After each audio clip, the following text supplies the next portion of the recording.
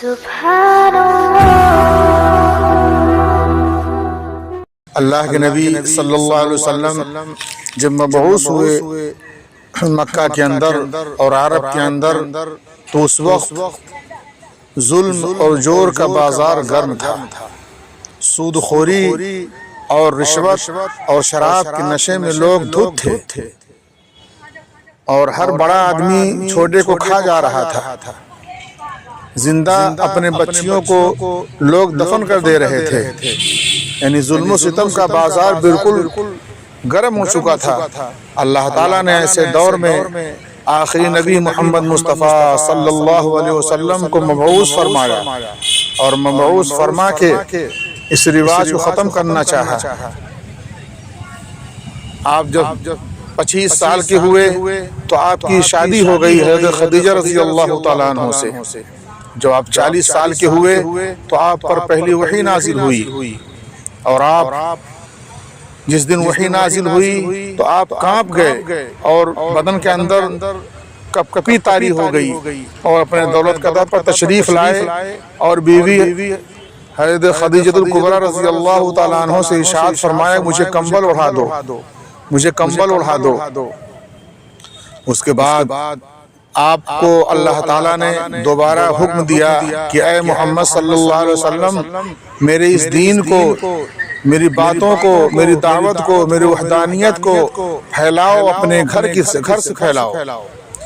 آپ صلی اللہ علیہ وسلم نے اپنے گھر والوں کو جمع کیا اور کہا کہ اے میرے گھر والوں، اے میرے رشتہ داروں، اے میرے چچا، اس پہاڑی پہ آ جاؤ، مجھے تمہیں کچھ کہنا ہے. وہ لوگ اکٹھا ہوئے. اس کے بعد اللہ کے نبی صلی اللہ علیہ وسلم ان صحابہ سے کہنے لگے، ان آدمیوں سے کہنے لگے کہ اگر میں تم سے یہ کہہ دوں کہ اس پہاڑ کے پیچھے سے ایک لشکر آ رہا ہے جو ابھی تم پر حملہ کر دے گا تو کیا میری باتوں کو مانو گے؟ سارے لوگوں نے ایک ہو کر کہا کہ بالکل مانیں گے. میں نے آپ کو کبھی جھوٹ بولتے نہیں دیکھا. آپ صادق ہیں اور سچے ہیں اور ایمانت دار ہیں، امین ہیں. جب دھیرے دھیرے عرب ممالک کے اندر اسلام پھیلنے لگا تو وہاں کے کچھ مشرکین، کچھ کفار ان نئے مسلمانوں کو، ان صحابہ کو پیچھے پڑ گئے، ان کو طرح طرح سے تکلیفیں دینے لگے. اور اللہ کے رسول صلی اللہ علیہ وسلم ان مسلمانوں سے ارشاد فرمایا کہ آپ لوگ ملک حبشہ چلے جائیے، وہاں کا نجاشی بادشاہ بہت نرم دل ہے، شاید وہاں آپ کو امن مل جائے. تو صحابہ کا ایک وفد مکہ مکرمہ سے حبشہ کی طرف ہجرت کیا. جب ہجرت کرنے کی خبر کفار مکہ کو معلوم ہوئی تو وہ مارے غصے کے بھر گئے اور ایک ٹیم تیار کی. وہ ٹیم حبشہ کی طرف گئی، وہاں کے بادشاہ سے ملاقات کی، ساری باتوں کو انہوں نے پیش کیا بادشاہ کے سامنے کہ اے بادشاہ، آپ کے ملک میں کچھ بھگیڑے ہمارے یہاں سے آ گئے ہیں، کچھ سرفرے لوگ آ گئے ہیں، کچھ اپنے دین سے بدلے ہوئے لوگ آ گئے ہیں، ہمیں ان کو واپس دے دیجیے. بادشاہ نے ان کے بارے میں تفتیش کی اور بلوایا. وہ لوگ حاضر ہوئے اور کہا کہ یہ لوگ آپ کو لینے کے لیے آئے ہیں اور آپ کے بارے میں مجھ سے اس طرح کہہ رہے ہیں، کیا یہ سچ ہے؟ تو حضرت جعفر رضی اللہ تعالیٰ عنہ نے ایک جامع تقریر کی بادشاہ نجاشی کے سامنے اور کہا بسم اللہ الرحمن الرحیم، اللہ ابتعثنا لنخرج من شاء من عبادة العبادة الى عبادة اللہ وحدہ ومن ضيق الدنيا الى ساعتها ومن جور الادیان الى عدل الاسلام.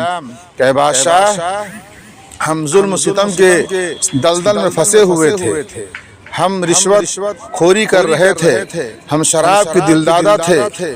اسی وقت میں ایک نبی پیدا ہوا، اللہ نے محمد صلی اللہ علیہ وسلم کو نبی بنا کر مبعوث فرمایا ہمارے ملک کے اندر، اور وہ نبی ہم سے سچائی کو بیان کرنے کے لیے کہتا ہے، شراب پینے سے روکتا ہے، جھوٹ بولنے سے روکتا ہے اور رشوت سے روکتا ہے اور ہمیں وہ اچھی تعلیم دیتا ہے.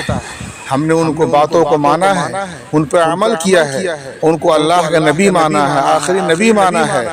اب یہ لوگ ہمارے پیچھے پڑ گئے ہیں، ہم لوگوں کے پیچھے دشمن بن گئے ہیں اور ظلم و ستم کرنے لگے ہیں، تو ہم لوگوں نے وہاں سے ہجرت کر کے آپ کے ملک میں آئے ہیں تاکہ یہاں ہمیں سکون ملے اور ہم اپنے مذہب پر قائم رہیں۔ پوری تقریر جب نجاشی بادشاہ نے سنی تو اس وفد سے جو آئے ہوئے تھے بلانے کے لیے کفار و مشرکین کی طرف سے، ان کو واپس بھیجا اور ان سے کہا کہ میں ان کو تمہارے حوالے نہیں کروں گا اور یہ ملک ہمارے ملک میں رہیں گے اور امن و امان کے ساتھ رہیں گے۔